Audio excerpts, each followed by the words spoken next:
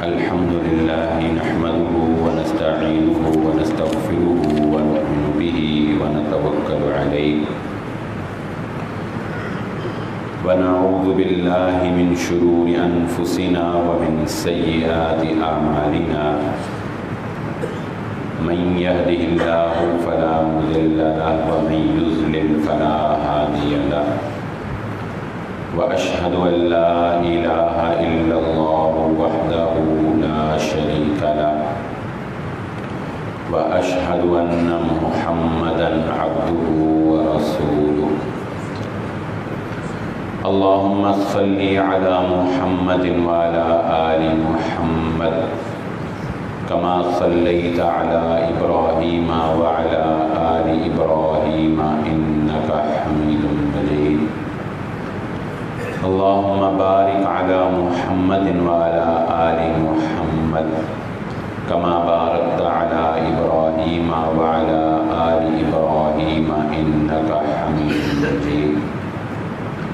رب اشرح لي صدري ويسر لي أمري واحلل عقدة من لساني يفقهوا قولي سبحانك لا علم لنا إلا ما علمتنا إنك أنت العليم الحكيم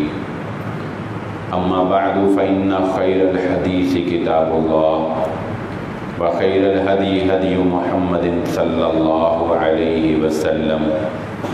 وشر الأمور محدثاتها وكل محدثة بدعة وكل بدعة ضلالة وكل ضلالة في النار فأعوذ بالله من الشيطان الرجيم بسم الله الرحمن الرحيم قال الله تعالى في القرآن المجيد قل إن كانت لكم الدار الآخرة عند الله خالصة من دون الناس فتمنوا الموت إن كنتم صادقين ولن يتمنوه أبدا بما قدمت أيديهم والله عليم بالظالمين قابل صد احترام حاضرین مجلس، محترم مکرم سامعین اکرام، ہر قسم کی تعریفات اس خالق مالک ارض و سماوات کے لیے اور لاکھوں کروڑوں درود و سلام آپ محمد مصطفیٰ صلی اللہ علیہ وآلہ وسلم کی ذات اقدس پر۔ سورۃ البقرہ کی آیت نمبر 94 اور 95، 94 اور 95 جو میں نے آپ کے سامنے پڑھی ہیں۔ قوم بنی اسرائیل جو حضرت یعقوب علیہ السلام کی اولاد میں سے ہے، اس قوم کے بارے میں عام تاثر یہی ہے کہ یہ اللہ رب العزت کی ایک لاڈلی قوم تھی۔ حضرت موسیٰ علیہ السلام کے بارے میں عام تاثر یہی ہے کہ یہ اللہ رب العزت کے ایک لاڈلے نبی تھے، کلیم اللہ کا ایک خاصہ تھا۔ قوم بنی اسرائیل کے بارے میں محمد الرسول اللہ صلی اللہ علیہ وآلہ وسلم نے اپنی اس امت کو مماثلت دیتے ہوئے یہ بات ارشاد فرمائی تھی کہ میری امت ہر وہ کام کرے گی، ہر اس قدم کے نقش پر چلے گی کہ جس پر کبھی قوم بنی اسرائیل نے چل کر دکھایا تھا۔ قوم بنی اسرائیل کے ہو بہو نقش قدم پر میری امت کے لوگ چلیں گے، چل کے دکھائیں گے، ایسا ضرور ہو کر رہے گا۔ جانتے ہیں قوم بنی اسرائیل اپنے اندر یہ گمان رکھتی تھی کہ اول تو اللہ رب العزت ہمیں کبھی جہنم میں نہیں پھینکے گا۔ کیوں؟ کیونکہ ہم اللہ کے لاڈلے، ہم اللہ کی امت چنی ہوئی، ہمیں اللہ رب العزت نے فضیلت عطا کی ہے پوری دنیا کے انسانوں کے اوپر۔ اول تو اللہ ہمیں کبھی بھی جہنم میں نہیں پھینکے گا، اور اگر کبھی جہنم میں پھینکا بھی گیا تو ہمیں صرف وہ 40 دن جب موسیٰ علیہ السلام کوہ طور پر گئے تھے اور ہم نے سامری جادوگر کے پیچھے لگ کے ایک بچڑے کی پرستش کی تھی، بس 40 دن کے لیے ہمیں جہنم میں پھینکا جائے گا، اس سے زیادہ نہیں۔ اللہ تعالیٰ فرماتے ہیں قُلْ إِنْ كَانَتْ لَكُمُ الدَّارُ الْآخِرَةُ عِنْدَ اللَّهِ خَالِصَةً مِّن دُونِ النَّاسِ فَتَمَنَّوُا الْمَوْتَ إِن كُنتُمْ صَادِقِينَ۔ اے محمد صلی اللہ علیہ وآلہ وسلم، اگر یہ قوم بنی اسرائیل اپنے دعوے میں اتنی ہی سچی ہے کہ یہ پکے جنتی ہیں اور جہنم میں ان کو کبھی نہیں پھینکا جائے گا، تو ان سے کہیے کہ اگر باقی لوگوں کو چھوڑ کر تمہیں ہی آخرت میں جنت ملنی ہے تو پھر موت کی تمنا کیوں نہیں کرتے، مرنے کو پسند کیوں نہیں کرتے، موت سے ڈرتے کیوں ہو، موت سے گھبراتے کیوں ہو؟ فتمنوا الموت، موت کی تمنا کرو۔ لیکن اللہ رب العزت فرماتے ہیں کہ وَلَن يَتَمَنَّوْا أَبَدًا بِمَا قَدَّمَتْ أَيْدِيهِمْ، یہ کبھی بھی موت کی تمنا نہیں کریں گے کیونکہ ان کے کرتوت ہی نہیں ایسے ہیں۔ ان کو پتہ ہے اپنی حرکتوں کا، اپنے کردار کا، اپنے افعال کا، اپنے ضمیر کا، یہ مرنا پسند نہیں کرتے۔ قوم بنی اسرائیل کیا وہ تورات نہیں پڑھتی تھی؟ قوم بنی اسرائیل کیا وہ عبادت نہیں کرتی تھی؟ قوم بنی اسرائیل کیا اللہ اللہ نہیں کرتے تھے؟ کیا ان کے ہاں راہب موجود نہیں تھے؟ کیا ان کے ہاں علماء موجود نہیں تھے؟ ان کے پاس علماء بھی تھے، رہبا بھی تھے، ہاتھوں میں تسبیحاں بھی تھیں، وہ تورات کا مطالعہ بھی کرتے تھے۔ اس کے باوجود، اپنی ساری عبادتوں کے باوجود، ساری ریاضتوں کے باوجود، ان کے اندر چوری چکاری بھی عام تھی، ان کے اندر زنا بھی عام تھا، ان کے اندر سود خوری بھی عام تھی، ان کے اندر رشوتیں بھی عام تھی، ان کے اندر اللہ کی آیتوں کو بیچنے کا عام رواج تھا۔ اس ساری خرابی اور اس ساری بدعمالیوں کی وجہ سے اللہ رب العزت فرماتے ہیں ان کو اپنے کرتوتوں کا پتہ ہے، یہ کبھی بھی موت کو پسند نہیں کر سکتے، یہ جینے کو پسند کرتے ہیں، کیونکہ عیش و عشرت اور تن آسانی ان کی رگوں میں پیوست ہو چکی ہے۔ اسی لیے اس قوم کا حال یہ ہے کہ یہ تورات پڑھتے تو ہیں، یہ تسبیحاں پھیرتے تو ہیں، یہ سجدے کرتے تو ہیں، یہ عبادتیں کرتے تو ہیں، لیکن جب ان کا نبی ان کو فتح کی بشارت دے کر کہتا ہے کہ اے قوم بنی اسرائیل، فلسطین میں قوم عمال کا آباد ہے، میں تمہیں اللہ کا نبی کلیم اللہ کہتا ہے کہ جا کے ان سے جہاد کر لو، تمہیں فتح حاصل ہوگی، قوم کہتی ہے موسیٰ عبادتیں جتنی مرضی کروا لے، ریاضتیں جتنی مرضی کروا لے، ہم جا کر جہاد کرنے والے نہیں، تو اور تیرا رب جا کے لڑو، ہم لڑنے کے قابل نہیں، ہم سے لڑا نہیں جاتا، اِنَّا ہَا ہُنَا قَاعِدُونَ، ہم یہاں پر بیٹھے ہوئے ہیں، ہم سے نہیں لڑا جاتا۔ یہ قوم بنی اسرائیل وہی ہے، قوم بنی اسرائیل وہی ہے جنہوں نے اپنی آنکھوں سے دریا کو 2 لخت ہوتے ہوئے دیکھا، فرعون کو غرق ہوتے ہوئے دیکھا، جنہوں نے اپنی آنکھوں سے آسمان سے من و سلوہ اترتا ہوا دیکھا، ظللنا علیکم الغمامہ وانزلنا علیکم المن والسلوہ، انہوں نے اپنی آنکھوں سے آسمان پر بادل کا سایہ دیکھا، انہوں نے اپنی آنکھوں سے اپنے بندوں کو اللہ کے حکم سے مرتے ہوئے دیکھا۔ کوئی ایک معجزہ نہیں تھا، کوئی ایک معجزہ، کوئی ایک عذاب نہیں، 9 قسم کے مختلف عذاب قوم بنی اسرائیل کے اوپر آئے، لیکن یاد رکھیں جب انسان کے ضمیر میں بے غیرتی، انسان کے ضمیر میں بزدلی، انسان کے خون میں بے حیائی فروغ پا جاتی ہے، پھر ہاتھوں سے تلواریں نہیں اٹھا کرتی ہیں۔ پھر قوم بنی اسرائیل اس قابل نہ رہی کہ وہ ہاتھ سے تلوار اٹھا سکے، جبکہ اللہ یہ بھی کہتے تھے داخل ہو جاؤ، فتح تمہاری ہوگی اور تم یقیناً جیت جاؤ گے، کہتے نہیں ہم سے نہیں لڑا جاتا ہے۔ یاد رکھیں اقتدار بدلتے رہتے ہیں، کبھی کسی نے ساری زندگی اور نہ ہی کبھی کسی نے کروڑ ہا سال دنیا کے اوپر حکومت کی ہے، یہ اللہ رب العزت کا نظام ہے، اقتدار بدلتے ہیں، ایک حکومت آتی ہے ایک جاتی ہے، ایک آتی ہے ایک جاتی ہے، نام باقی رہ جاتے ہیں۔ آج ہم یاد کرتے ہیں کہ سلطان صلاح الدین ایوبی تھا، محمود غزنوی تھا، محمد بن قاسم تھا، کیا آج ان کی حکومت باقی ہے؟ بتائیں۔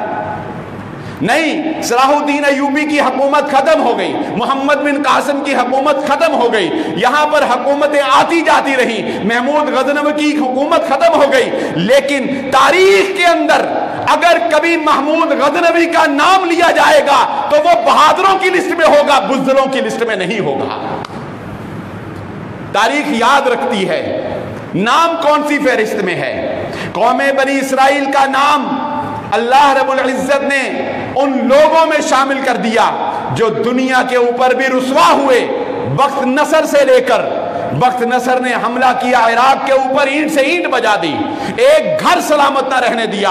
ایسی ذلت اور خواری کا سامنا کرنا پڑا، پوری دنیا کے اوپر در بدر کی ٹھوکریں کھاتے پھرے، کوئی مدینے میں آباد ہوا، کوئی شام میں آباد ہوا، کسی نے خیبر میں جا کے پناہ لی، کیا کہ آخری نبی آئیں گے ان کا ساتھ دیں گے، حسد کے مارے ہوئے آخری نبی کا ساتھ بھی نہ دے سکے، پھر دنیا کے اندر در بدر ٹھوکریں کھائی، ہٹلر تک سے اللہ رب العزت نے ذلیل و خوار کروایا، کہاں بخت نصر سے تاریخ چلی اور ہٹلر پر آ کر اگر ختم ہوئی تو اندازہ لگاؤ کئی ہزار سال تک یہ ذلت اور خواری اپنے اوپر سوار رہی، کیوں؟ ایک دفعہ قوم عمالقہ سے جہاد نہ کر سکے، ایک دفعہ تلوار نہ تھام سکے، ایسی ذلت اور رسوائی اللہ رب العزت نے مسلم کر کے رکھ دی۔ سمجھتے اپنے آپ کو لاڈلا ہی تھے، سمجھتے اپنے آپ کو اللہ کا پیارا ہی تھے، سو سن لو محمد الرسول اللہ صلی اللہ علیہ وآلہ وسلم نے کہا تھا میری قوم بھی وہ کرے گی جو قوم بنی اسرائیل نے کیا تھا، میری قوم بھی ان نقش قدم پر چلے گی جس پر قوم بنی اسرائیل نے کام کر کے دکھائے تھے۔ سو آج ہم اپنے گریبانوں میں جھانک کر دیکھ لیں، آنکھیں بند کر لینے سے بلی حملہ کرنے سے نہیں رک جاتی، آنکھیں بند کر لینے سے انسان موت سے بچ نہیں جاتا، موت جو ایک دن آ کر رہنی ہے، اگر وہ میدان جہاد میں تلوار کے سائے میں آئے تو محمد الرسول اللہ صلی اللہ علیہ وآلہ وسلم نے کہا تھا تلوار کے سایوں میں میری امت کے لیے جنت ہے۔ آج نمازیں بھی پڑھتے ہیں، دعائیں بھی کرتے ہیں، لوگ حج کے اوپر بھی جا رہے ہیں، عمرے بھی پہلے سے زیادہ ہو رہے ہیں، قربانیاں بھی پہلے سے زیادہ ہیں، صدقہ اور خیرات بھی ہیں، قاری بھی بہت اچھے قرآن پڑھنے والے موجود ہیں، لیکن امت مسلمہ کا حال یہ ہے کہ ایک پرکاہ کی حیثیت نہیں ہے، اس لیے کہ دل کے اندر بیماری آ چکی ہے، دل کے اندر وہن آ چکا ہے، زندگی سے پیار آ چکا ہے، موت سے نفرت آ چکی ہے، اللہ کے راستے میں جان دینے کی جرت نہیں رہی، ہمت نہیں رہی۔ وہ جو اقبال نے کہا تھا ناداں سجدے میں گر گئے جب وقت قیام آیا، جب وقت قیام ہوتا ہے پھر سجدے کام نہیں کرتے، یہ بھی اللہ کی ریت ہے۔ ایک ہاتھ میں تلوار ہو تو راتوں کو اٹھ کر اللہ کے نبی محمد الرسول اللہ صلی اللہ علیہ وآلہ وسلم سجدہ ریز تھے، وہ رات سجدے میں گزری، وہ رات اشک میں بہا دی، وہ رات کہ اللہ صبح کو تیرے جوانوں نے، صبح کو تیرے بندوں نے، اللہ تیرے راستے میں دشمن کے سامنے نبض آزما ہونا ہے، صبح کو ہم نے تلوار کو تھامنا ہے، ہماری رات کی اس دعا کو تو قبول و منظور فرما لے۔ آج اپنی بزدلی کو نرم دلی کا نام دے لو تو کام نہیں چلے گا، اپنی کمزوری کو حکمت کا نام دے کر اپنے آپ کو ڈھانپنے کی کوشش کرو، کام نہیں چلے گا، اپنی معیشت کو بہانہ بنا کر کسی پتھر کے پیچھے، کسی درخت کے پیچھے چھپ جاؤ تو اپنے آپ کو تو دھوکہ دے سکتے ہو، اللہ رب العزت کو دھوکہ نہیں دیا جا سکتا۔ وہ محمد الرسول اللہ صلی اللہ علیہ وآلہ وسلم کی ذات اقدس تھی، آپ سے بڑھ کر بھی کوئی نرم دل تھا بتائیں؟ ہم تو نرم دلی کا درس دیتے ہیں، ہم تو عفو اور درگزری کی بات کرتے ہیں،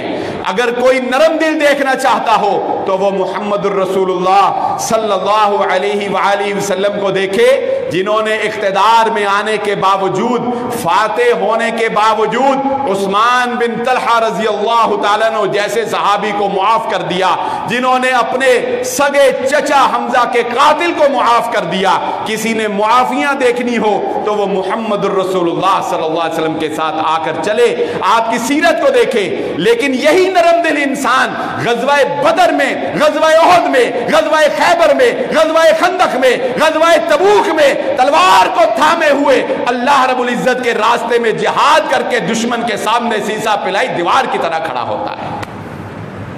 نرم دلی اور چیز ہے اور بزدلی اور چیز۔ ہم نے بچپن سے اپنے بڑوں سے بزرگوں سے سنا تھا یہ زندگی کیا ہے۔ ادھر انسان باہر نکلتا ہے، کسی روڈ ایکسیڈنٹ میں پتہ نہیں چلتا کہ جان چلی جاتی ہے۔ اس زندگی کی کیا حیثیت ہے، یہ سانس اگلے پل آئے یا نہ آئے۔ اس زندگی کی کیا حیثیت ہے کہ انسان رات کو سوتا ہے اور صبح پتہ نہیں کہ بیدار ہوتا ہے کہ نہیں ہوتا۔ لیکن ہم نے اپنے بزرگوں سے، جب ہم چھوٹے چھوٹے تھے نا، اس وقت ہم اپنے بزرگوں سے سنتے تھے کہ بیٹا آج دنیا جسے ٹیپو سلطان کے نام سے جانتی ہے، آج تم جس ٹیپو سلطان کا صرف حوالہ دے سکتے ہو، صرف نام لے سکتے ہو، یہ آواز صدائیں گونجتی ہیں کانوں میں۔ کبھی مسلمانوں کے کانوں میں اس کا یہ مقولہ گونجا کرتا تھا کہ شیر کی ایک دن کی زندگی گیدڑ کی 100 سالہ زندگی سے بہتر ہوا کرتی ہے۔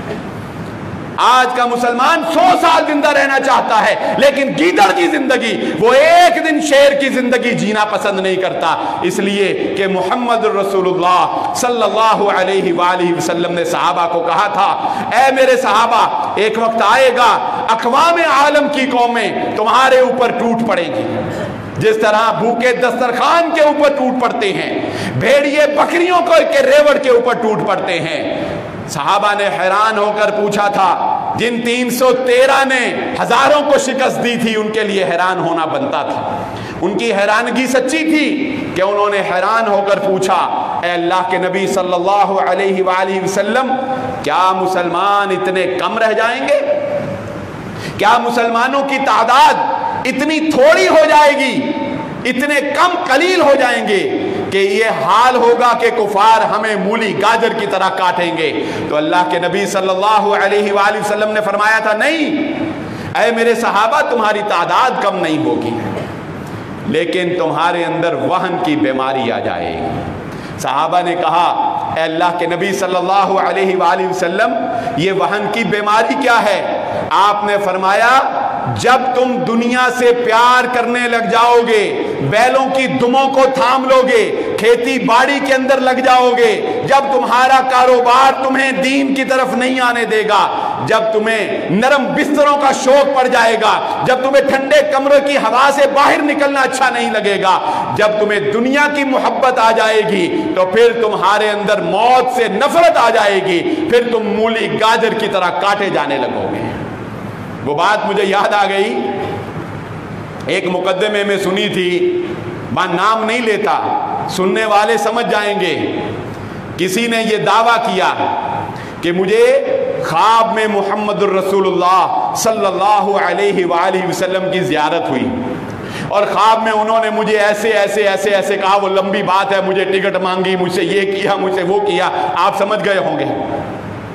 مقدمہ عدالت میں پیش ہوا تو جانتے ہیں جج نے بڑی پیاری بات کہی، اس نے کہا، مولوی صاحب 8 انچ کے نرم بسترے پر، 8 انچ کے نرم گدے پر سو کے ایسی بشارتیں نہیں ہوتی جو آپ بیان کر رہے ہیں۔ یہ بشارتیں تو ان کو ہوا کرتی تھیں کہ جن کے جسموں پر کھجور کی تنی ہوئی، کھجور کی بنی ہوئی چارپائی کے نشان پڑا کرتے تھے۔ میں تجھ کو بتاؤں کہ تقدیر امم کیا ہے، شمشیر و ثنا اول طاؤس و رباب آخر۔ آج معیشت کا رونا رونے والے، اقبال نے اس وقت کہا تھا کہ گر جہاں میں میرا جوہر آشکار ہوا، قلندری سے ہوا توانگری سے نہیں۔ کیا گیا ہے غلامی میں مبتلا تجھ کو کہ تجھ سے ہو نہ سکی فقر کی نگہبانی، مثل ماں چمکتا تھا جس کا داغ سجود، خرید لی ہے فرنگی نے وہ مسلمانی۔ بتاؤ، آج دنیا کی وہ سب سے بڑی قوت، دنیا کی وہ سب سے بڑی طاقت جو اپنے اسلحہ پر مان کرنے والی ہے، کیا وہ ایک معاشی بدحال قوم سے مذاکرات کرنے کے لیے تڑپ رہی ہے کہ نہیں تڑپ رہی ہے؟ وہ خود یہ کہنے پر مجبور ہے کہ پاکستان ثالثی کروائے، افغان طالبان سے ہماری صلح کروا دے، ہمیں یہاں سے نکلوا دے۔ کیوں؟ معیشت کام نہیں کرتی، اللہ رب العزت کی نصرت کام کیا کرتی ہے، اور جذبے لڑتے ہیں میدانوں کے اندر۔ وہ خالد ابن ولید رضی اللہ تعالیٰ عنہ کی ذات اقدس، جن کے بارے میں یہ بات بھی ہم جانتے ہیں کہ خالد ابن ولید رضی اللہ تعالیٰ عنہ نے بستر مرگ پر وفات پاتے ہوئے، میدان جنگ میں نہیں، بستر پر لیٹ کر اللہ رب العزت نے دکھانا تھا، امت مسلمہ کو دکھانا تھا کہ موت کا اختیار کس کے ہاتھ میں ہے، عزت اور ذلت کا اختیار کس کے ہاتھ میں ہے۔ کہا تھا اگر موت میدانوں میں ملتی تو آج خالد بستر پر وفات نہ پاتے، جن کے بارے میں تاریخ میں یہ لکھا گیا کہ خالد ابن ولید رضی اللہ تعالیٰ عنہ کے پورے جسم پر اگر ان کے پورے جسم کا مشاہدہ کیا جائے، اگر ان کے پورے جسم کو دیکھا جائے تو شاید جسم کے اوپر کوئی ٹکڑا ایسا ہو جس پر زخم کے نشان نہ ہو، لیکن اس کے باوجود موت آتی ہے تو وہ طبعی موت ہے، وہ بستر کے اوپر موت ہے، وہ میدان جہاد کے اندر، جنگ کے اندر موت نہیں۔ کیوں؟ کیونکہ موت کا اختیار اللہ رب العزت کے پاس ہے، انسان کے پاس نہیں ہے۔ سو اپنے اندر اپنے یہ سفید خون،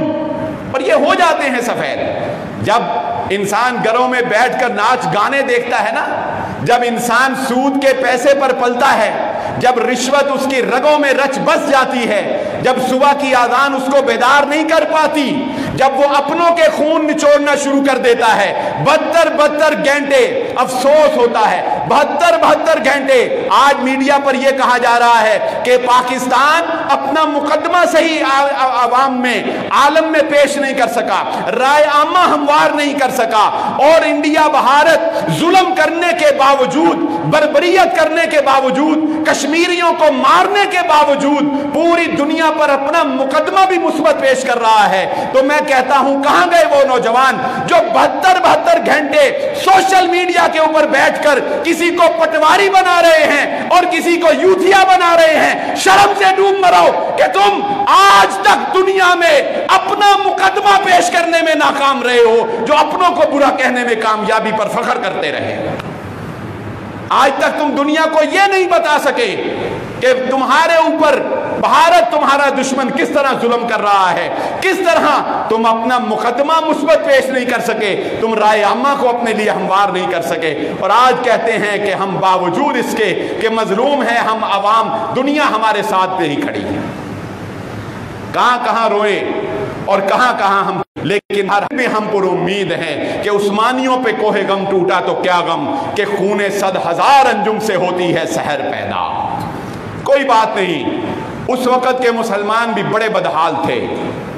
صدیوں پرانی انگریز کی حکومت سے نجات پانے کے لیے اقبال نے مسلمانوں کو کہا تھا کوئی بات نہیں، یہ جدوجہد، یہ کوشش، یہ ہمت، یہ کمزور نہیں پڑنی چاہیے، یہ بازو جو اٹھا ہے یہ نیچے نہیں ہونا چاہیے، تمہاری للکار میں کمزوری نہیں ہونی چاہیے۔ ہزاروں سال نرگس اپنی بے نوری پہ روتی ہے، بڑی مشکل سے ہوتا ہے چمن میں دیدہ ور پیدا، اور اس نے پیشین گوئی کرتے ہوئے کہا تھا، اور مجھے یقین ہے انشاءاللہ قرآن کی آیت کے حوالے سے کہ هو الذی ارسل رسولہ بالہدی ودین الحق لیظہرہ علی الدین کلہ ولو کرہ المشرکون، کہ اللہ تعالیٰ اپنے نبی محمد الرسول اللہ صلی اللہ علیہ وآلہ وسلم کے دین کو اس پوری دنیا کے اوپر غالب کر کے رہے گا۔ لیکن کاش کہ اس غلبے کی فوج میں ہم بھی شامل ہو جائیں انشاءاللہ، اس غالب پانے والی فوجوں میں انشاءاللہ اللہ ہمیں بھی شامل کر دے۔ آنکھ جو دیکھ سکتی ہے لب پہ آ سکتا نہیں، محو حیرت ہوں کہ دنیا کیا سے کیا ہو جائے گی، شب گریزاں ہوگی جلوائے خورشید سے، یہ چمن معمور ہوگا نغمہ توحید سے۔ بلا شبہ ہم اس بات کا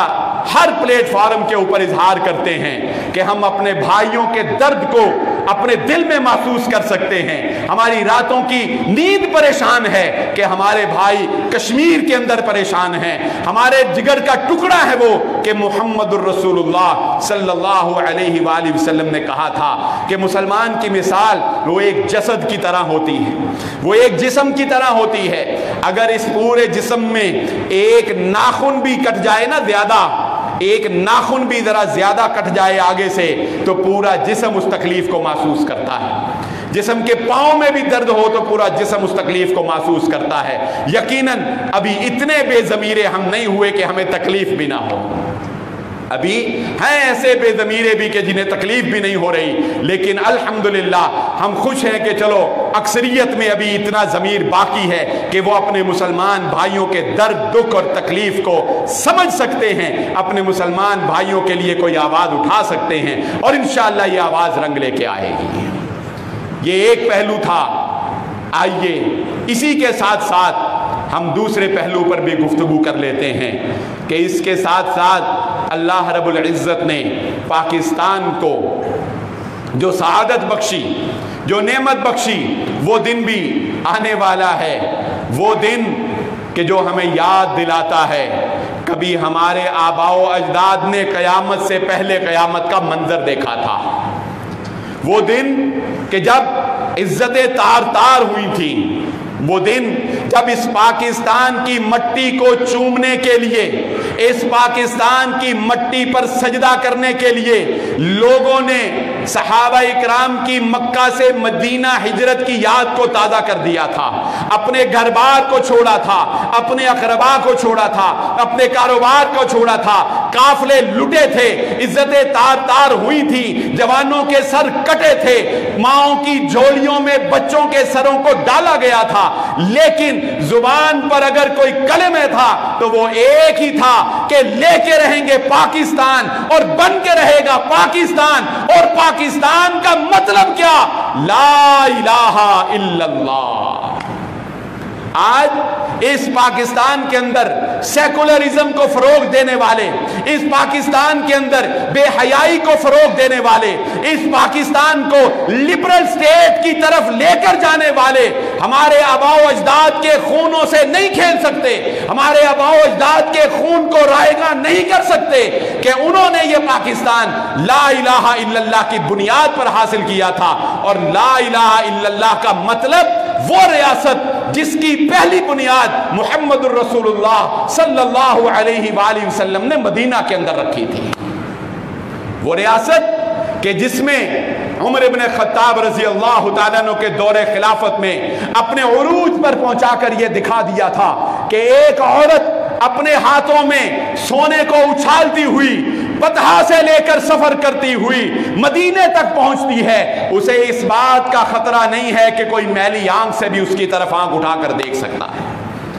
کسی عورت کو بری نظر سے دیکھنا تو دور کی بات، اس کو لوٹنا تو دور کی بات، اس کو اس بات کا خطرہ بھی نہیں ہے کہ کوئی اپنی نظر بری کر کے بھی میرے اس زیور کی طرف، میری طرف آنکھ اٹھا کے دیکھ سکتا ہے. کیونکہ ریاست مدینہ میں عمر ابن خطاب رضی اللہ تعالیٰ عنہ پیوند لگے کپڑوں کے ساتھ اگرچہ ایک درخت کی چھاؤں میں سو رہا ہو، مگر مسلم ریاست کے اندر کوئی کسی کی عزت کو لوٹنے کی جرت نہیں کر سکتا تھا.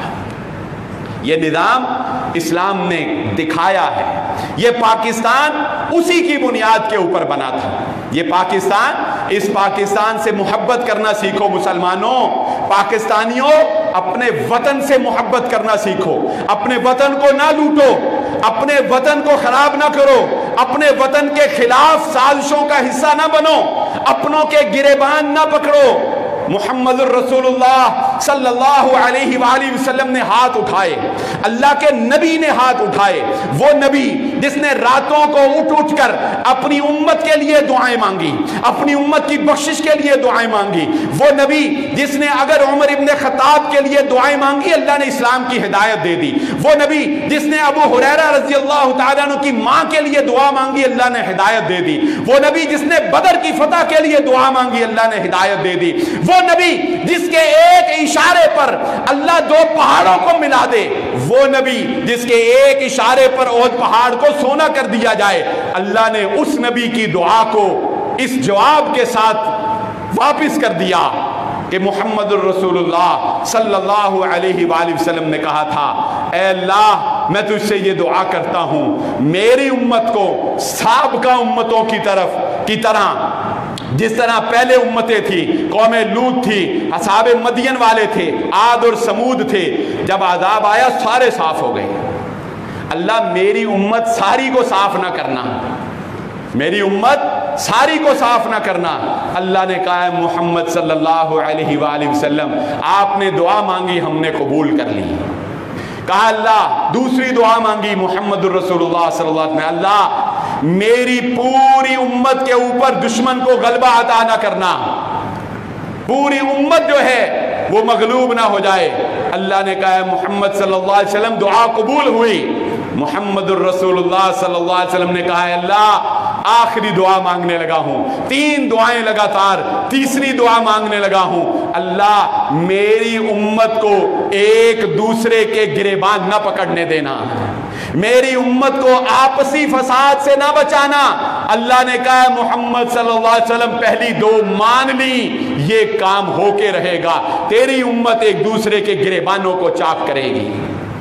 اپنوں کو قتل کرے گی، کافروں کو چھوڑے گی، یہ تکفیری گروپ پیدا ہوگا، تمہارے اندر اپنوں پر کفر کے فتوے لگیں گے، تم اپنوں کو کافر کہہ کے اپنوں کے خلاف جہاد کرو گے، یہ کام ہو کر رہے گا۔ اس فتنے کو سمجھو مسلمانوں، اپنوں کو لوٹنا چھوڑو، اپنوں کو مارنا چھوڑو، اپنے کے گریبان چاک کرنا چھوڑو، اپنوں کے ہمدرد بن کے دکھاؤ،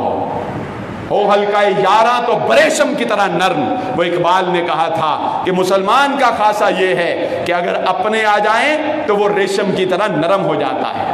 رزم حق و باطل ہو تو فولاد ہے مومن، اور اگر حق و باطل کا مارکا ہو تو مومن فولاد کی طرح سخت ہو جاتا ہے۔ اور آج عالم یہ ہے اپنوں کو لوٹنا ہو تو فولادی ہیں،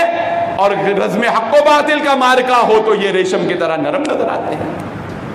اب آپسی فساد سے اپنے آپ کو بچاؤ اور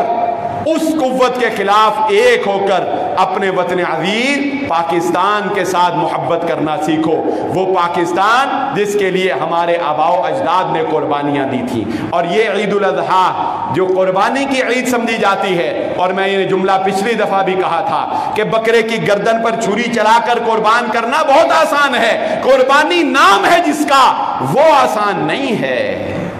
قربانی نام ہے جس کا وہ آسان نہیں ہے۔ ہاں قربانی کرنا بہت آسان ہے، لیکن اپنے جوان بچوں کو اللہ کے راستے میں قربان کرنا، اپنی مال و دولت کو، ہم تو کسی کو اپنے راس میں سے اپنی حیثیت سے زیادہ مال دے لیں، آپ اندازہ کر لیں جرت پیدا نہیں ہوتی۔ بتائیے پیدا ہوتا ہے یہ حوصلہ؟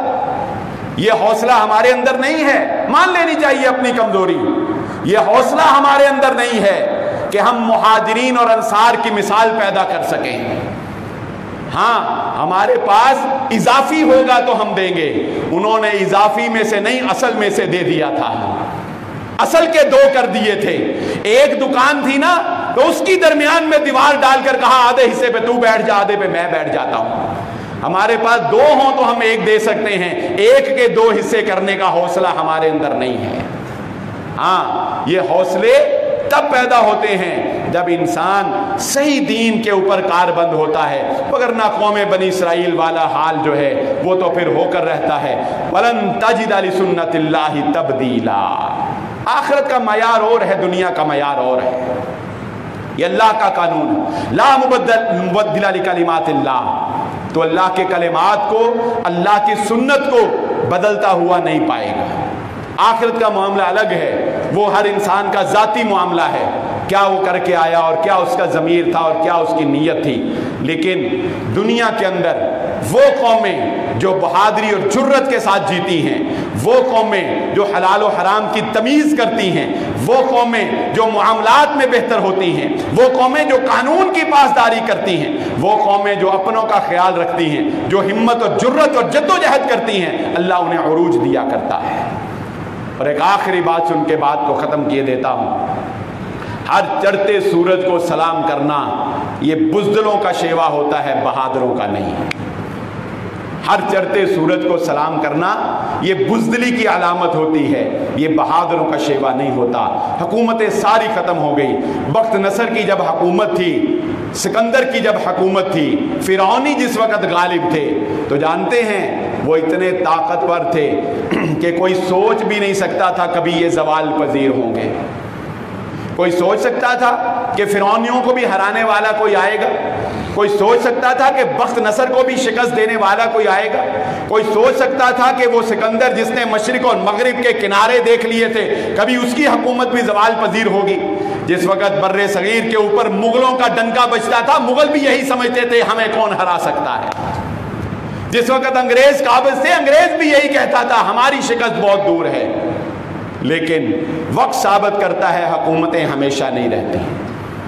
وقت ثابت کرتا ہے اقتدار ہمیشہ نہیں رہتے، اقتدار بدلتے ہیں، لیکن سرخرو وہ ہوتا ہے جو بہادری کی مثالیں رقم کرتا ہے، بزدل دنیا میں بھی ذلیل ہوتا ہے، آخرت میں بھی ذلیل ہوگا۔ اللہ رب العزت سے دعا ہے اللہ رب العزت ہمارے کشمیری بھائیوں کے اوپر رحم فرمائے اور ہمیں وہ غیرت اور حمیت اور وہ ایمان دے کہ ہم اپنے بھائیوں کی مدد کے لیے کچھ کر سکیں۔ وآخر دعوانا الحمدللہ رب العالمین۔